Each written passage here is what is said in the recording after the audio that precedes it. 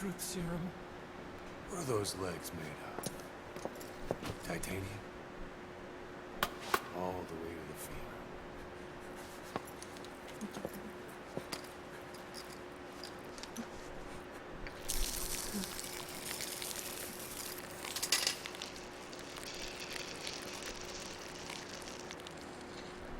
Metallic archaea. Sahelanthropus. Where is it? What? We have to know before his plan is complete. Sahelanthropus is the final piece. What are you talking about? If the Soviets break out a mobile, controllable nuclear weapon, East-West relations will be right back at the Cuban Missile Crisis. The Cold War returns to life. As countries without nuclear arsenals line up for what Skullface is saying. Nuclear weapons proliferate overnight. And on the brink of annihilation, the world maintains its balance. But we know this is all just a shield. A ruse. The cleansing parasites are what matter most. A WMD to eclipse even nukes. The only one that can still be used. Skullface is the world's greatest threat. And Zero's. The pieces are in place. All that remains is to unveil Sahelanthropus in Afghanistan. They can't activate it without me.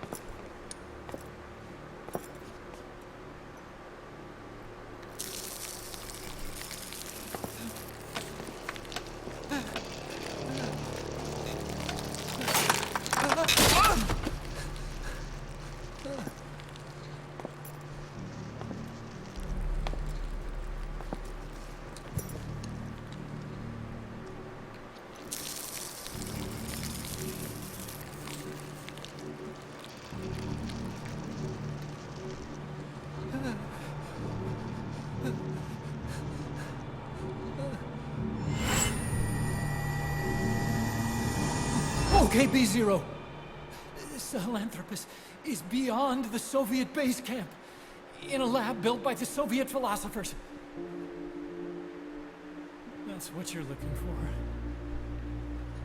But I have no idea how he's controlling it. It wasn't designed to accommodate a human pilot.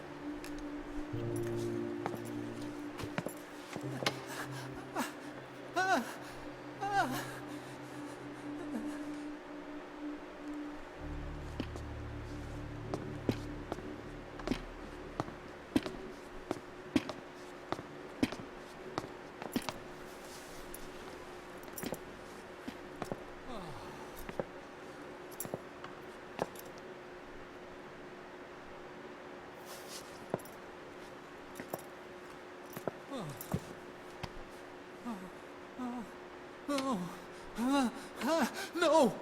No! Wait!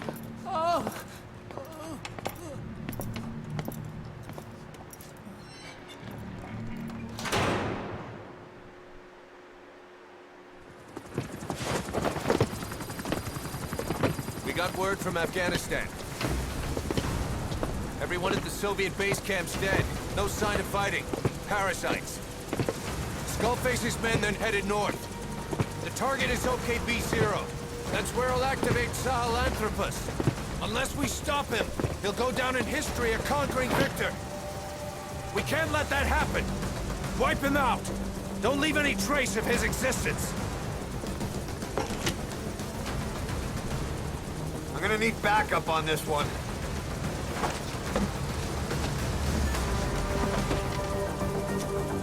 You'll rendezvous on site.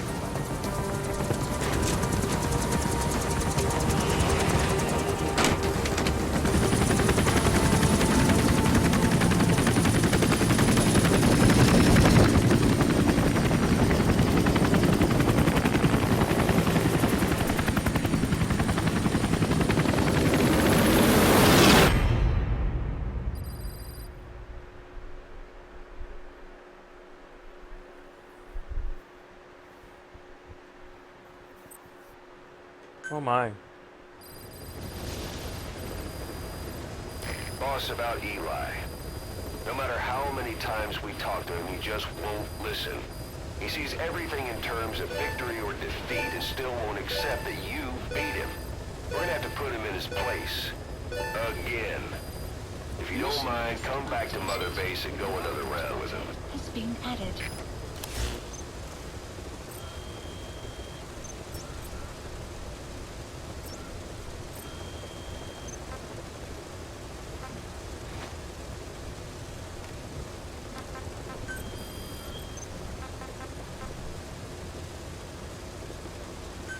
Commencing platform construction.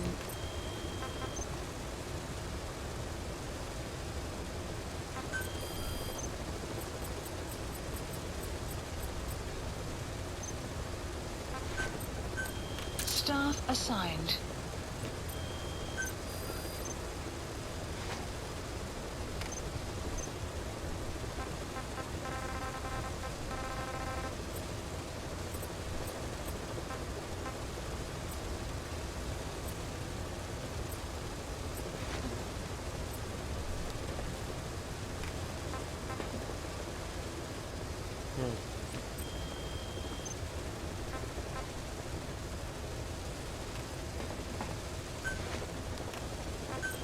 Please specify a project.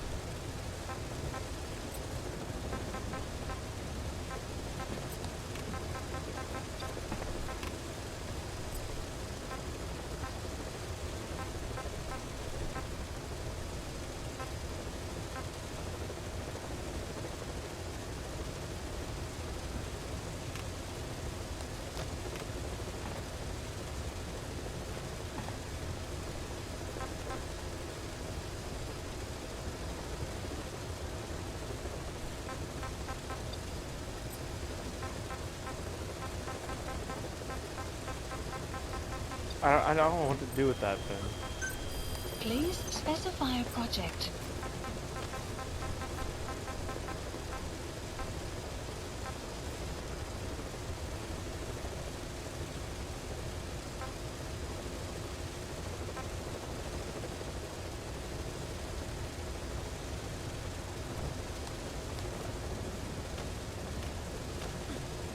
Weird.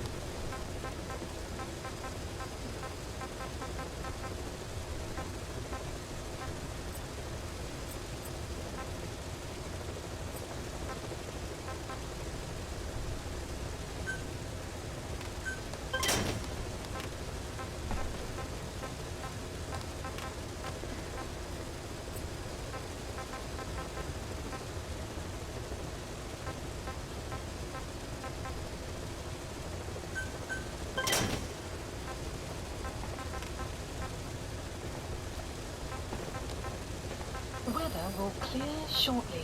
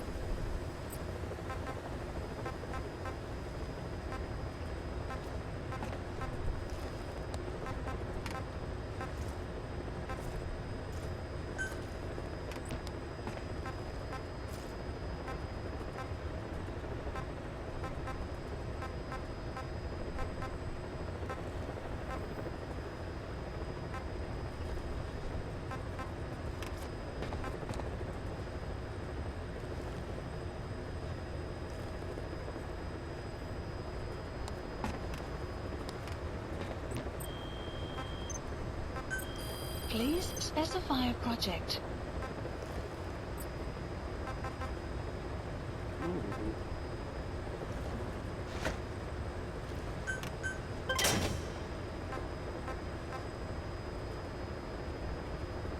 Whoa, built-in durability unlimited. Nice.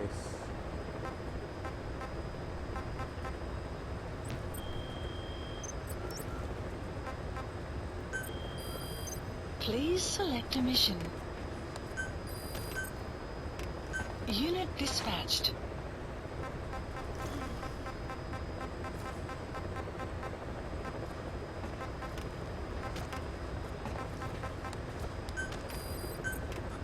Unit dispatched.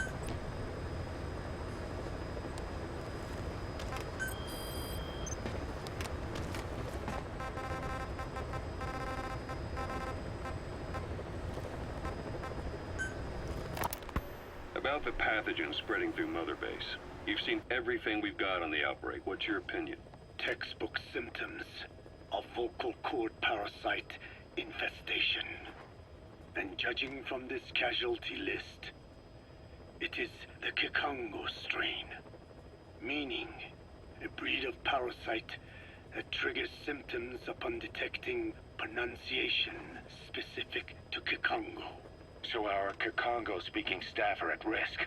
Quite so. He's right. All the victims do speak Kikongo. So they can survive if they just use another language. There is no guarantee. You're only dealing with the Kikongo strain.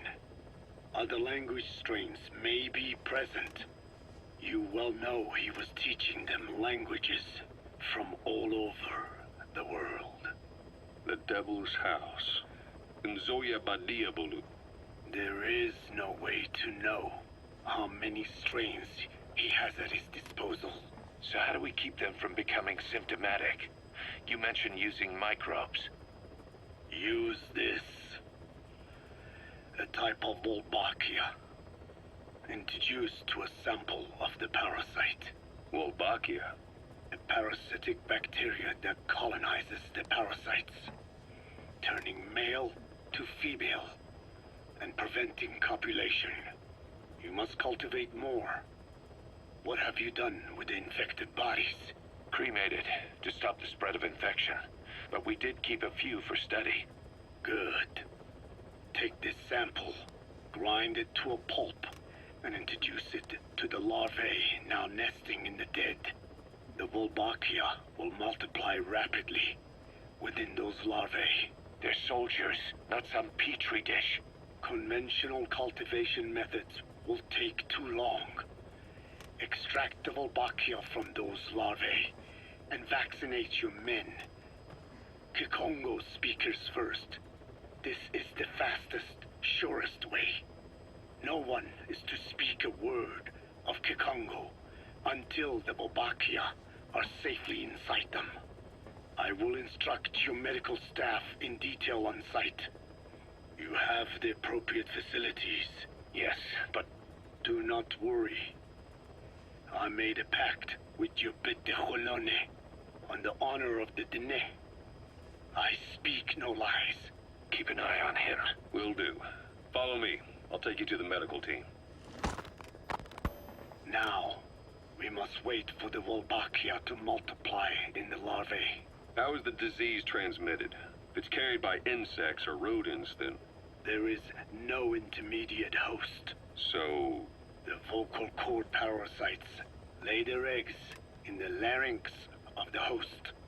Most hatch and migrate to the lungs, but some are transported to the mouth through ciliary movement, mixing in with saliva. Saliva. Droplet transmission. Sneezing, coughing. Any food or water containing infected saliva. It would spread fast. Indeed. And when the larvae migrate to the lungs, symptoms can resemble the early stages of a cold, making it easy to infect others. Meaning a simple conversation would be enough to pass it on. All right, so what happens after the larvae migrate to the lungs? It is as I said before. They mature by feeding on alveolar tissue. It is only then that noticeable symptoms appear in the host. And by that point, it's too late. He's infected everyone else. It's one hell of a weapon you've created. That is what Blag Ana wanted. Something that would spread easily. In truth, he's not the reason. But we will discuss that another time. The Walbakia have multiplied. We're preparing to extract them and begin vaccinating. But is this really the only way? Sure, it'll prevent infection, but the cost... You would rather remove their vocal cords? No. Tactical communication's a linchpin of what we do. What if we were to ban the use of Kakongo? Insufficient. First, there's no guarantee that only the Kikongo strain is here. Second, there is the matter of how the parasites lay their eggs. Before they can copulate, they must be exposed to the pronunciation of a specific language for a period of time, like a container filling with water. But the duration between when the container is full and when the copulation actually begins varies from case to case. In other words, even if the infected stop speaking as a countermeasure, it may already be too late. The only true solution is to prevent copulation through the Wolbachia, or by physically removing the affected tissue. Do any anti-parasitics work? It sounds as though you have already tried. Yeah. We tried every one there is, and nothing. I have yet to find a medicine that can remove the parasites. At best, it temporarily covers their ears. Why is that? Because the parasites are companions to us. To remove them inevitably harms the host. Companions? More than you think. And this is why the human immune system cannot eliminate them.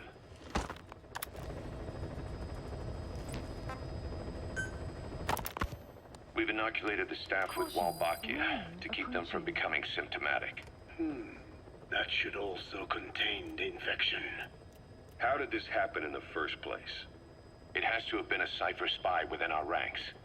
If this is so, then why the Kakongo strain? If their intent was to wipe you out. Skullface said the remaining English parasite was close to the boss. If this latest strain was his doing, he wouldn't have tipped his hand. It is possible someone brought eggs onto the base. We've inoculated the staff with Walbachia to keep them from becoming symptomatic. How did this have been a Cypher spy within our ranks?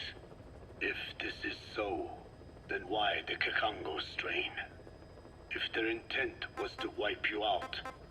Skullface said the remaining English parasite was close to the boss. If this latest strain was his doing, he wouldn't have tipped his hand. It is possible someone brought eggs onto the base. Without knowing. Stuck to their shoes, clothing. Now that makes the most sense to me. And where did the eggs come from? You mentioned that your boss visited Nzoya Badiopulu. Sure, but his gear's disinfected immediately upon return. Then he was not the carrier. And not just the boss. All staff dispatched to high-risk regions were quarantined on the flight back. When the symptoms first appeared, we checked and disinfected all equipment used up to that point. Any and all prisoners, soldiers, materials, and animals extracted during missions were also quarantined. So, that just leaves... I have seen children around here. Where are they from? All over. Some were being held hostage at a mine. Then there were the troublemakers at Bwala Yamasa. Bwala Yamasa? Yeah. Their clothes, their things. Did you burn them? They're just kids. We couldn't. And besides, not one of them's shown symptoms. The parasites don't infect prepubescent hosts. Their vocal cords are not fully developed. Well, if infection doesn't occur in children... It is possible they carried eggs on their clothes, and the infection spread from them. Check the kid's stuff. I doubt there is any trace left by now. But if there is, some of those kids must be close to hitting puberty. How could we have missed this? The name Bwala Yamasa got quite a reaction from you. I'm guessing the Kikongo strain was released in that village. Cypher used that region to experiment with vocal cord parasite transmission. The Kikongo strain. The settlements around the refinery upstream of Bwala Yamasa were the proving grounds. They would infect one villager, then record transmission speed. Dangerous work.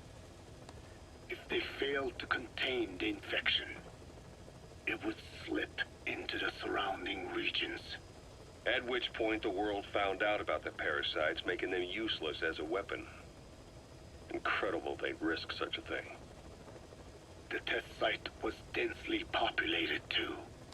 A terrible place for such experiments. No doubt, they thought burning everything would wipe away all traces. The settlements were covered in oil anyway. Who would wonder if one day they caught fire? And so it did. They burned it all. Living and dead. Those remains. But they miscalculated. Transmission speed was far faster than anticipated. It may have been the temperature, or hygiene standards, or perhaps the parasites reacted quickly to Kikongo.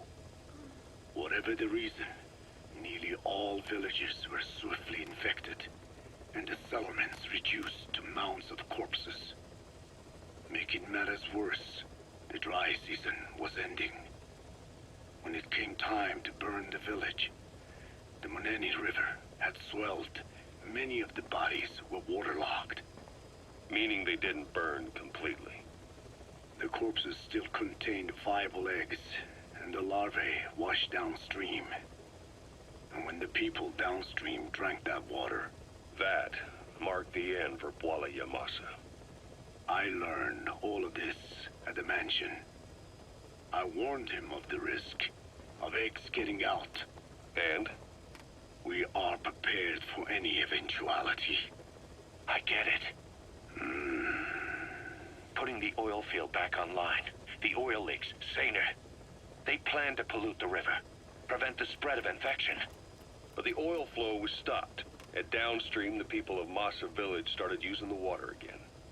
The PF soldiers deployed at the village were locals, spoke Kikongo.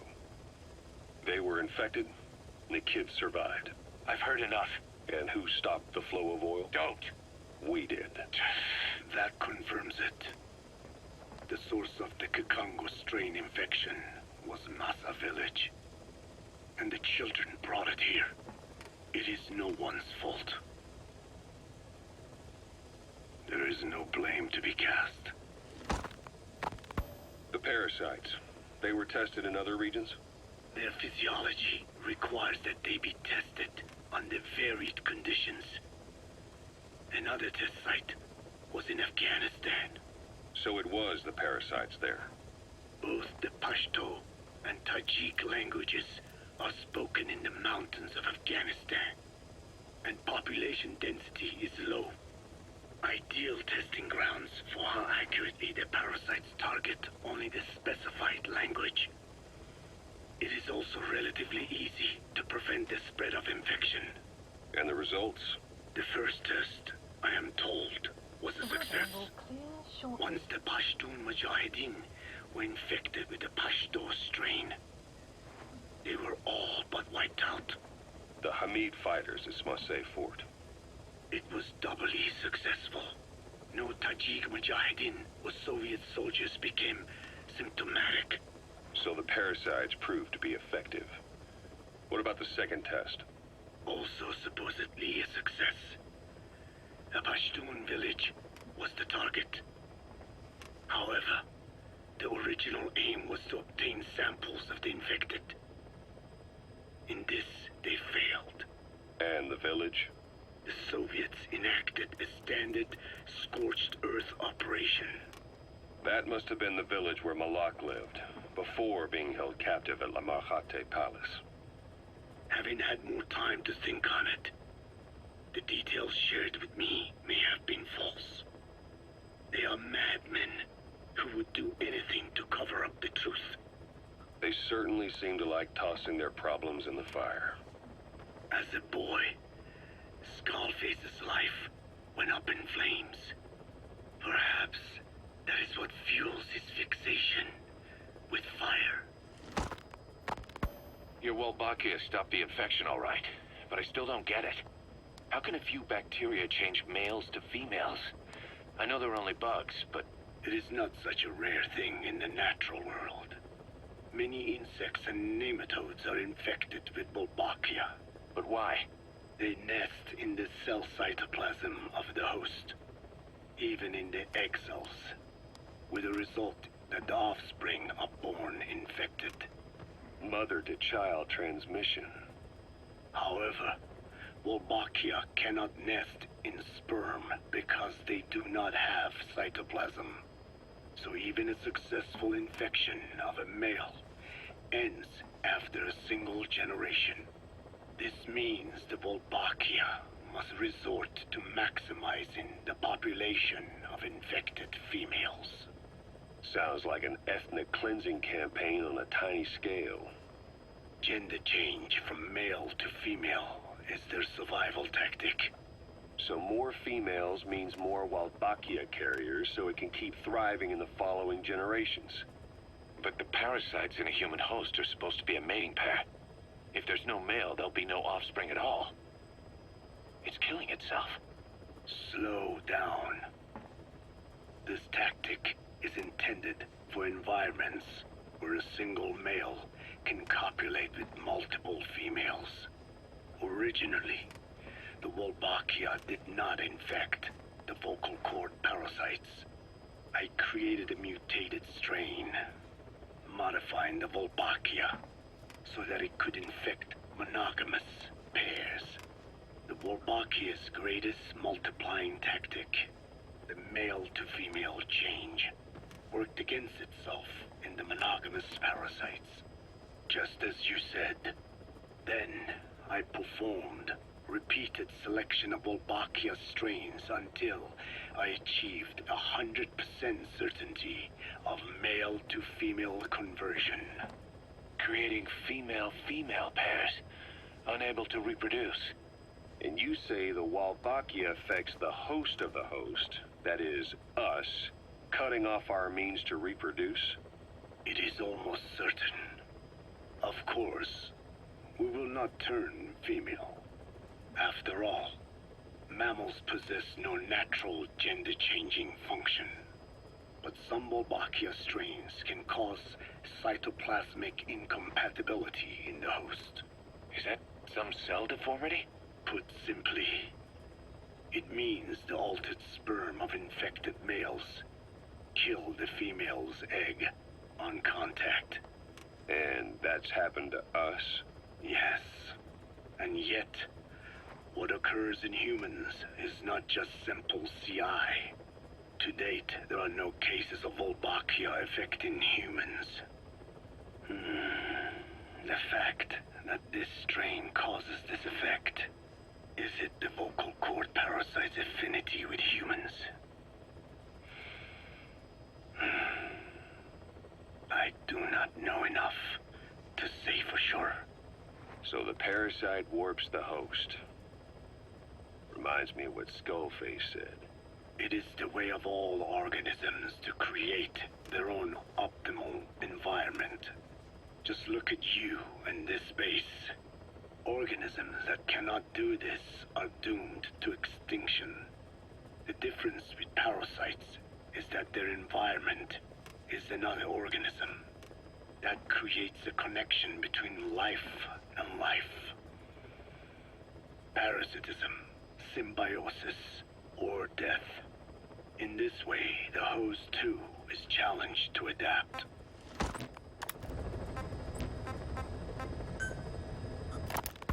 About this OKB-0 Emmerich was talking about. Its location and features match the citadel in the mountains northeast of the Soviet base camp. Built during the time of Alexander the Great, it was left in ruins following one of Genghis Khan's campaigns. Its occupants changed time and again due to war, and it was expanded on more than one occasion. Ultimately, it fell into the hands of the Soviet philosophers.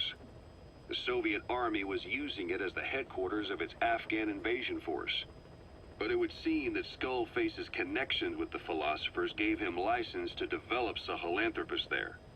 And that's what Emmerich was doing at the place, before he got the axe.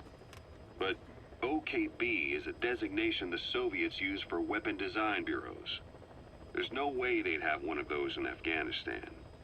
And, in principle, the numbers that follow OKB are always integers above 1. There is no 0.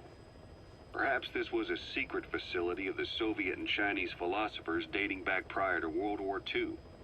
Though it's more likely Skullface just picked a fake name that more or less fit the Soviets' pattern.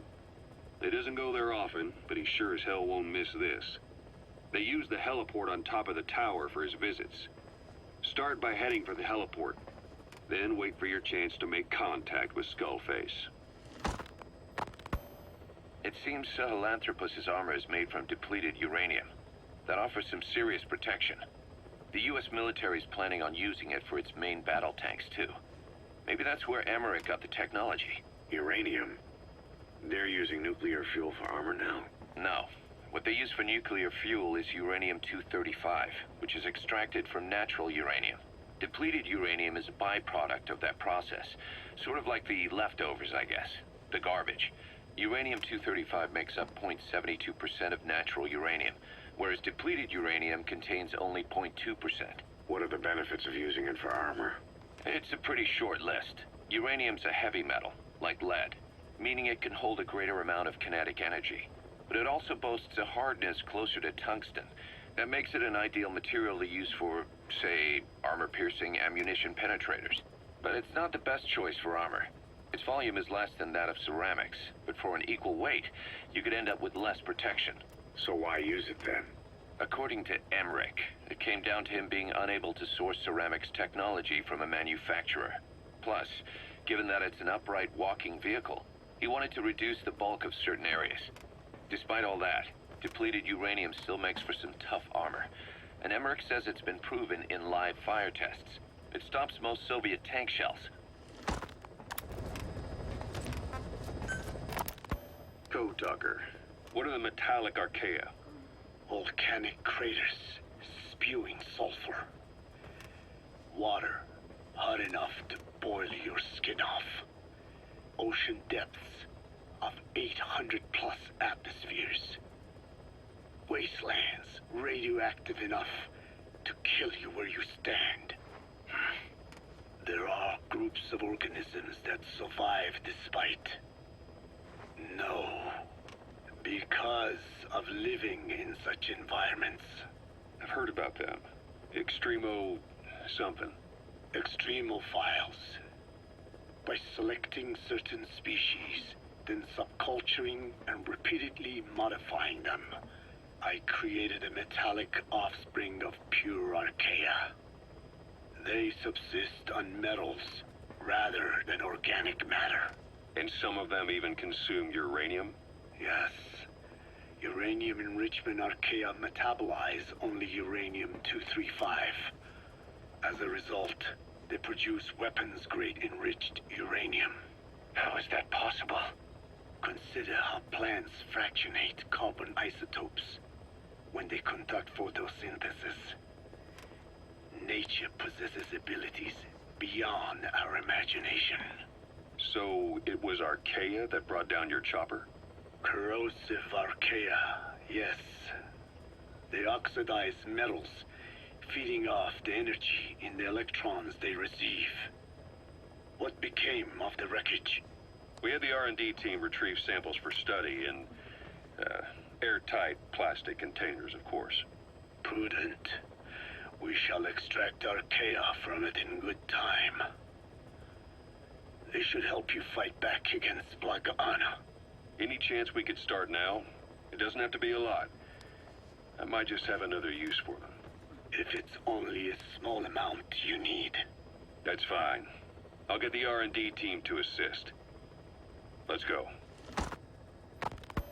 South Africa was previously suspected of developing nuclear weapons.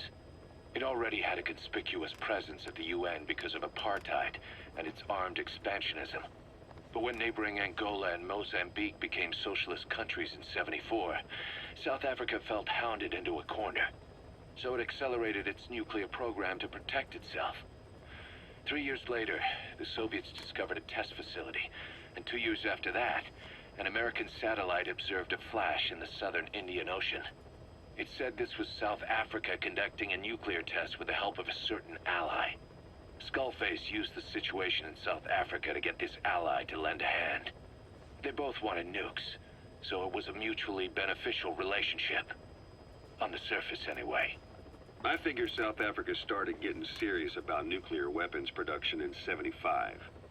In '74, the government was still able to get by with bluffing that it had a nuclear arsenal. But the year after, word spread that an independent armed group in the Caribbean was crushed by Cypher for possessing a WMD. That's right, boss. What happened to you and your men was the reason South Africa decided to push ahead with nuclear development. A force independent of any country getting its hands on a nuke.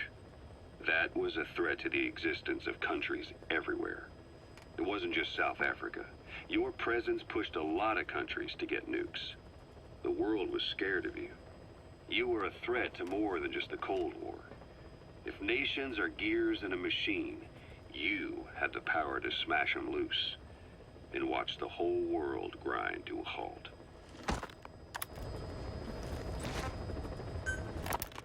Emmerich uses externally powered legs of his own design. It's bionics technology, a product of the U.S. military's failed attempt to develop a powered exoskeleton. All the wearer has to do is apply a little force, and the actuators continue the movement in that direction. But his legs are unique. Instead of using a hydraulic mechanism, the actuators run off metallic archaea. That increases the actuator's reaction speed and also enables him to lock and release the joints at will. The legs are a nifty little gadget, but they have two clear weaknesses. First, they're dependent on external power, maybe because he built them knowing he couldn't leave his lab. There's no internal battery. That's why they won't work if they aren't plugged in. Second, and this is more than just a weakness, the legs are directly connected to his bones. Could be to minimize signal loss and the order's output to the legs and the drive response from them. Either way, Emmerich has used bolts to attach load-bearing parts directly to his femurs, probably by mimicking surgical treatment for compound fractures and the like. But the end result is those legs and his body are fused together, and that appears to be how he's able to move them so precisely. But that also means that any shock to the legs would be delivered right to his bones by way of those bolts. The same is true if he encounters the corrosive metallic archaea. If the corrosive archaea ate into the exposed bolts, they'd reach the endoskeleton parts and eat through them too in the blink of an eye. The doctor's bones are full of holes to accommodate all the bolts. They're like sponges. If he were to lose the reinforcing parts, even the tiniest bit of force or weight would snap his bones. So when I dangled those corrosive metallic archaea in front of him, he realized straight away what would happen. Life wouldn't be worth living if he lost those legs of his. I'd bet that is what the doctor fears the most. I just helped him imagine what it would be like. Thanks to that, I got the information we needed without either of us getting hurt. You know how he is. He's probably already over the shock. The better you know your adversary, the easier it is for you to get information from them. And vice versa.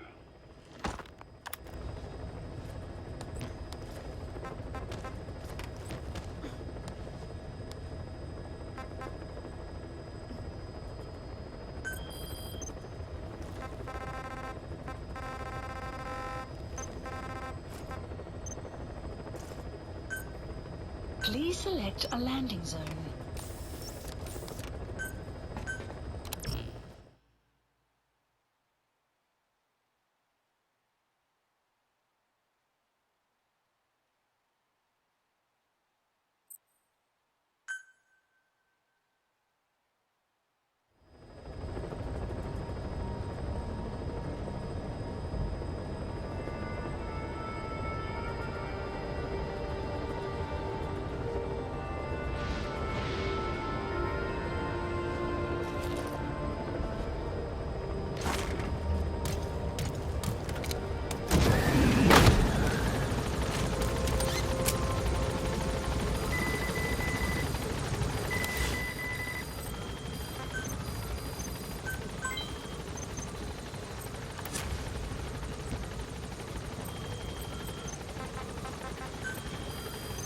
Please select a mission.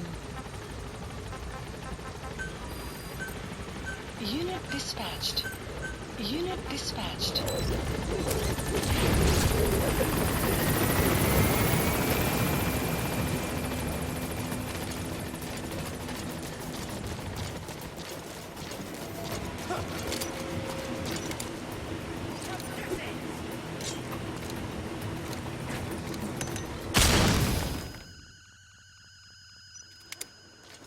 Clouds approaching.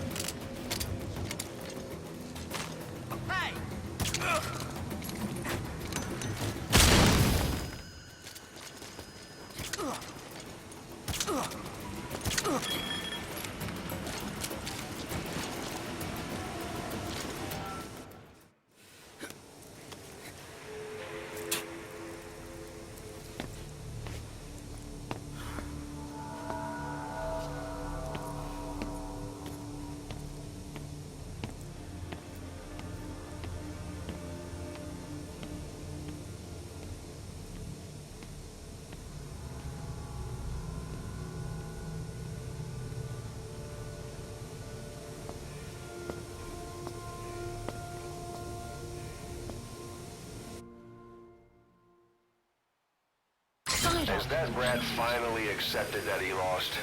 Hopefully now he'll be a bit more obedient. Development project has been added.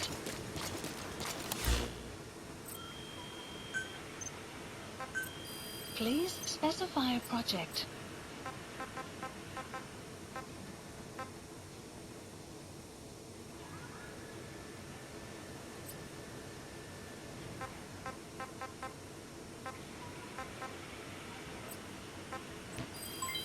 Development complete. Development complete. Please specify a project.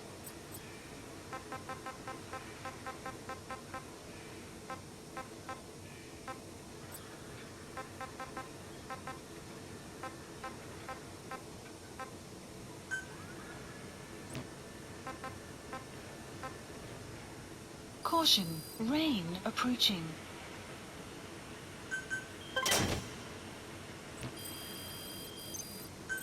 Please specify a project.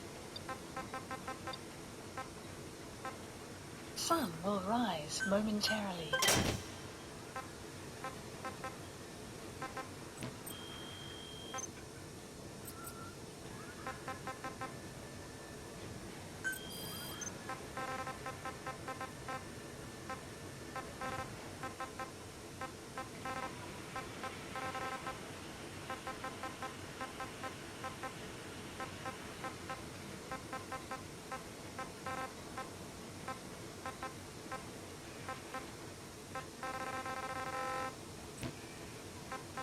Please select a mission.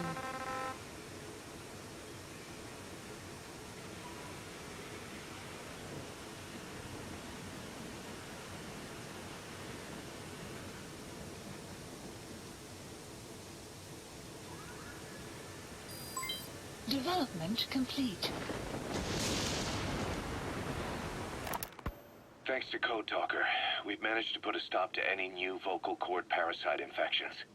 We couldn't save those already symptomatic, but everyone who survived has been released from the quarantine platform. Skullface will pay for this. Boss, Emmerich confessed. Skullface's endgame is to activate the bipedal walking tank Sahelanthropus and deploy it into live combat in Afghanistan. That's why he moved into the Soviet research facility they call OKB-0. If his plan comes to fruition, there'll be no stopping the ripple effect worldwide. Find a way to make contact with Skullface before that happens. Then learn what you can from him and put a stop to his plan. We'll have our fun with him later. This is it, boss. Diamond Dogs is strong enough now to face him head-to-head. It won't be like 9 years ago. Make your way to OKB-0.